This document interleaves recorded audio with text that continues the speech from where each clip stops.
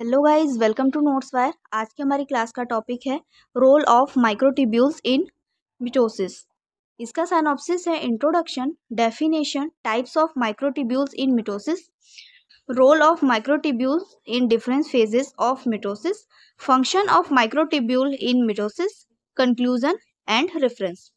इसका इंट्रोडक्शन है, मिटोसिस एक सेल डिवीजन प्रोसेस है जिसमें एक पेरेंट सेल दो आइडेंटियल डॉटर सेल्स में बढ़ता है।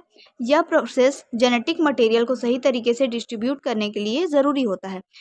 इस प्रक्रिया में माइक्रोट्यूब्यूल्स एक अहम भूमिका निभाते हैं क्योंकि यह मेटोटिक स्पाइंडल बनाते हैं जो क्रोमोसोम को एलिगन और सेपरेट करने में मदद करता है। माइक्रोट्यूब्यूल्स बिना किसी गलती के क्रोमोसोम्स को खींचकर दो नए सेल्स में बांटते हैं जिससे जेनेटिक स्टेबिलिटी बनी रहती है। ये था इसका इंट्रोडक्शन। गाइस, अगर आपको स्टडी नोट की नीड होगी तो आप लोग इस कॉन्टैक्ट नंबर पे कॉन्टैक्ट कर सकते हो। ओके, इसके बाद है डेफिनेशन ऑफ माइक्रोट्यूब्यूल्स। ये हॉलो ट्यूब लाइक स्ट्रक्चर होते हैं जो अल्फा ट्यूबलिन और बीटा ट्यूबलिन प्रोटीन से बने हुए होते हैं। इसके बाद है types of microtubules in mitosis. Mitosis के दौरान माइक्रोट्यूब्यूल्स 3 प्रकार के होते हैं जो अलग अलग फंक्शंस निभाते हैं। इसमें फर्स्ट है काइनोकोर माइक्रोट्यूब्यूल। ये स्पाइंडल फाइबर्स होते हैं जो क्रोमोसोम के सेंट्रोमियर पर मौजूद काइनोकोर से जुड़े होते हैं। ये क्रोमोसोम को मेटाफेज पर एलिगन करते हैं और एनाफेज में उन्हें अलग अलग खींचते हैं। नेक्स्ट है सेकंड, पोलर माइक्रोट्यूब्यूल्स। ये स्पाइनल पोल से निकलते हैं और सेल के सेंटर में जाकर एक दूसरे से ओवरलैप करते हैं। ये सेल को खींचकर लंबा करने और डिवीजन के बाद दो सेल को अलग करने में मदद करते हैं। थर्ड है एस्ट्रियल माइक्रोट्यूब्यूल्स। ये स्पाइनल पोल से बाहर की ओर फैलते हैं और सेल मेम्ब्रेन से जुड़े हुए होते हैं। ये स्पाइनल एपरेटर्स को सही स्थिति में बनाए रखते हैं और साइटोकिनेसिस में मदद करते हैं। इसके बाद है role of microtubules in different phases of mitosis. में फर्स्ट फेज है, फर्स्ट रोल है इसका प्रोफेज। सेंट्रोसोम एक दूसरे से दूर जाने लगते हैं और मिटोटिक स्पाइंडल बनना शुरू हो जाता है। माइक्रोट्यूब्यूल्स न्यूक्लियोप्लास्ट में प्रवेश करते हैं और क्रोमोसोम से संपर्क बनाने की कोशिश करते हैं। सेकेंड है प्रोमेटाफेज। न्यूक्लियर एनवेलप टूट जाता है और नाइट्रोस्पोर माइक्रोट्यूब्यूल्स क्रोमोसोम के नाइट्रोसोर से जुड़ जाता है। एस्ट्रल और पोलर माइक्रोट्यूब्यूल सेल में ऑर्गेनाइजेशन बनाए रखते हैं। इसके बाद थर्ड फेज है मेटाफेज। नाइटोकोर माइक्रोट्यूब्यूल्स क्रोमोसोम को मेटाफेज प्लेट पर एलिगन करते हैं। यह स्टेप बहुत ज़रूरी होता है क्योंकि यह सही एलिगमेंट के बिना क्रोमोसोम का सही डिस्ट्रीब्यूशन नहीं होता। फोर्थ फेज है एनाफेज।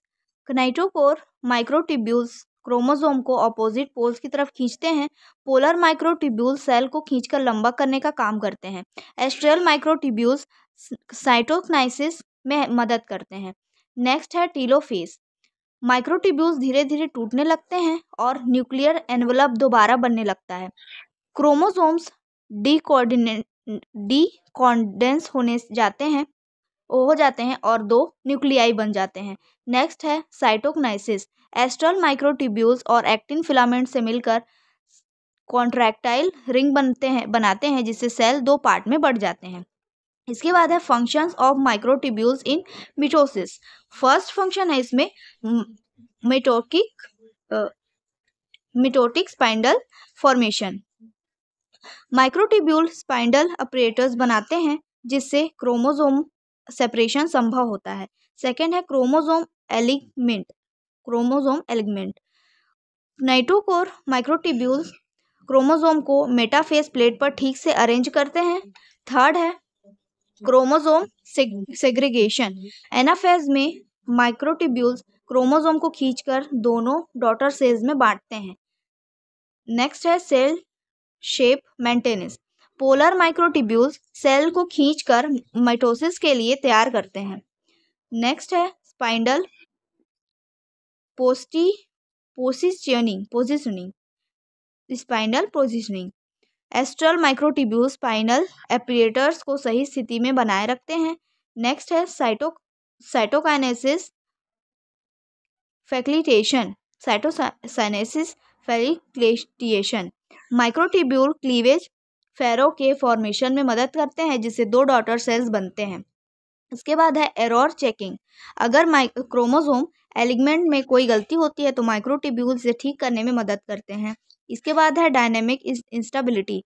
माइक्रोट्यूब्यूल्स लगातार बनते और टूटते रहते हैं, जिससे मिटोसिस स्मूथ तरीके से होता है। इसके बाद है कंक्लूजन।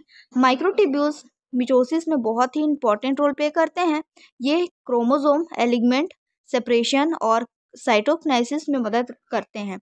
अगर माइक्रोट्यूब्यूल सही से काम ना करे तो क्रोमोसोम एबनॉर्मलिटीज हो सकती हैं, जो कैंसर या जेनेटिक डिसऑर्डर का कारण बन सकती है। इसलिए माइक्रोट्यूब्यूल्स को सही तरीके से रेगुलेट करना बहुत ज़रूरी है। इसके बाद है इसका रेफरेंस में है molecular cell biology by PK Gupta and molecular cell biology by De Robertis. तो ये था आज का आपका टॉपिक माइक्रोट्यूब्यूल्स के बारे में। आई होप आपको पसंद आया होगा, तो प्लीज़ लाइक करिएगा, शेयर करिएगा एंड सब्सक्राइब करिएगा। Thank you.